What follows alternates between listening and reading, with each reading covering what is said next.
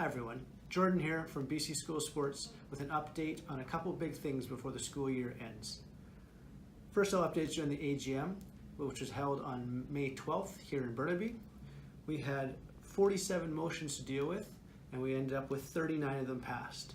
Many of them were housekeeping or administrative in nature, but I thought we'd update you on 7 of them that will be of a larger impact to our member schools. I'll reference a notice number, and those notice numbers are those that you received in your package prior to the AGM. So notice number 5 was the setting of membership fees. This motion was passed by the membership. Essentially what happens now is that the board of directors will set the dues for the following year after the AGM. So usually what will happen is the board will meet in June as a newly elected board, and they will set the dues every year based on what has happened at the AGM in terms of motions that have passed, as well as any other business that the board is responsible for overseeing. That's a change from previous years when the motion had to come to the floor of the AGM to approve the dues. But what ended up happening was we weren't sure on what was going to pass and what wasn't, therefore it's really hard to make those decisions. So now, as is standard with most organizations, the board will set those dues at the conclusion of the AGM for the following year. The next one is notice number 13, which is girls volleyball tiering. Previously, girls volleyball was the only commission that did their tiering a little bit differently. Most sports use the previous year's numbers that we received from the Ministry of Education.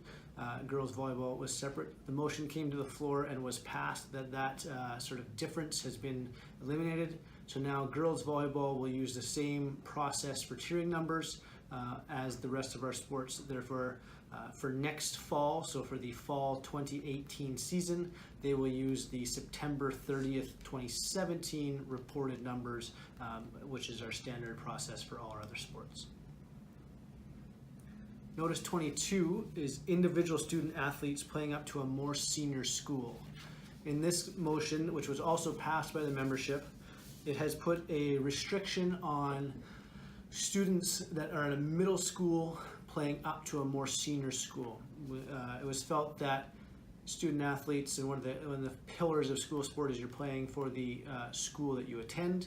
And so in this case, this motion was brought in many years ago with the intent of helping smaller schools, and it became apparent that it was being used for other purposes and motives. So we have restricted that through, or the membership has restricted that through this motion to very small schools, basically category 5 or higher in our category section when it comes to the membership dues, as you'll find in your handbook.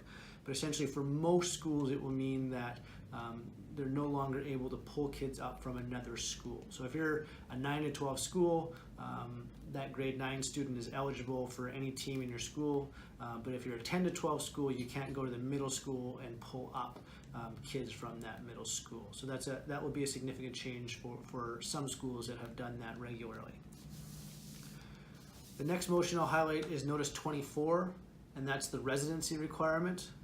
Essentially, before, if a student didn't meet residency, there was a real ambiguous interpretation of what that meant in terms of eligibility. It was interpreted really that that student wouldn't ever be eligible. That was changed to say that if a student finds themselves in a situation they don't meet residency, so they aren't living with a parent or guardian, they are ineligible for a period of 1 year, and then they become eligible again if their living situation remains constant for 12 months. This sort of brings it into alignment or brings consistency with a lot of our other policies that have a 1-year ineligibility period, and then that student becomes eligible for BC School Sports. This basically brings that same effect to the residency rule.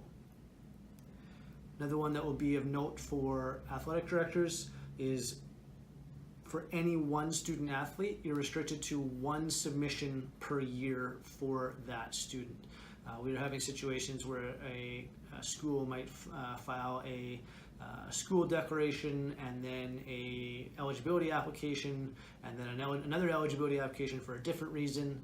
and it really just sort of drew out the process and was really inefficient both for the staff and the schools to try and understand what was happening. So really what this means now is you as the athletic director or you as the school on behalf of the student have to understand the situation.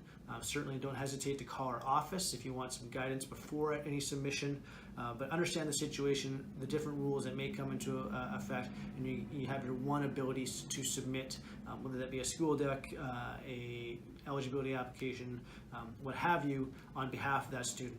If that does get denied, then obviously you still have the appeal available, but from a school declaration or eligibility application perspective, you get one application per student per year.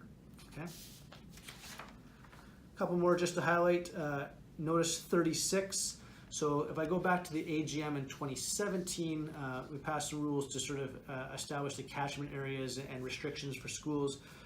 We put a similar type rule in for independent schools, knowing that it might cause a bit of an increase in those that had to go to appeal. We recognized at the time, and we just didn't have time to find a great fix, and we made the commitment that we would sort out a proper way to do that, and we did that this year, and the membership has passed that motion, which basically allows students that are either in a French immersion school and moving to a different area will become eligible at the closest French immersion school, or if it's an independent student, if they're moving locations, and they would become eligible at the nearest independent school that's in the same affiliated group.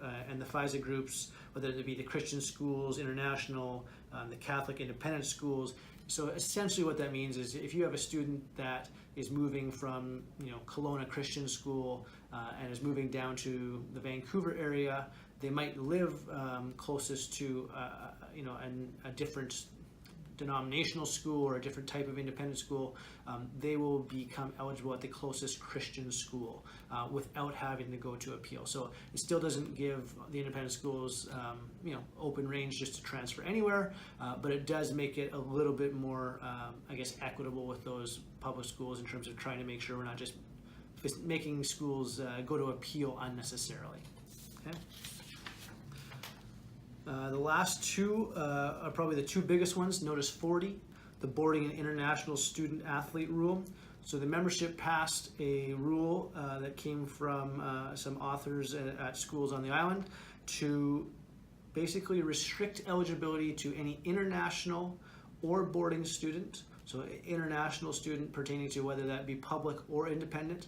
So any international student that seeks eligibility through BC School Sports as an international student as defined by our handbook, they will be ineligible if they receive any sort of financial aid through bursaries, scholarships, assistance with tuition, housing, food, etc.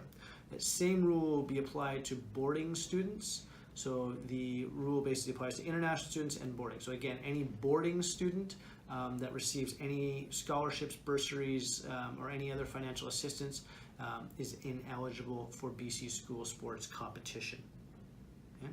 And lastly, I know this is probably the biggest one, at least in some areas, was the rezoning.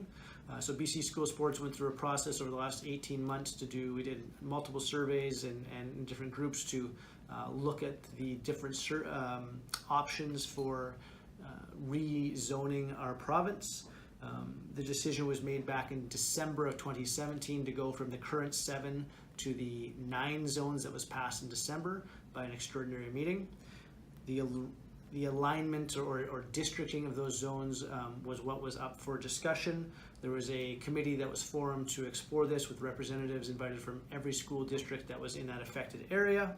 And from that, a recommendation was made to the membership that was passed. So we now know the alignment of our 9 zones that will be coming into effect not this coming year, but in fall of 2019. So the 19-20 school year will be when the new zones come into effect.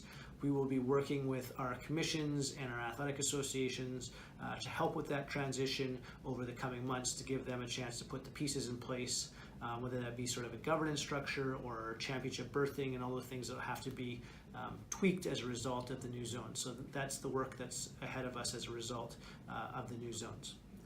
The two other things I'll just mention quickly that aren't related to the AGM is We also released the strategic plan that the board has been working on with our consultants to facilitate and reach out to the membership.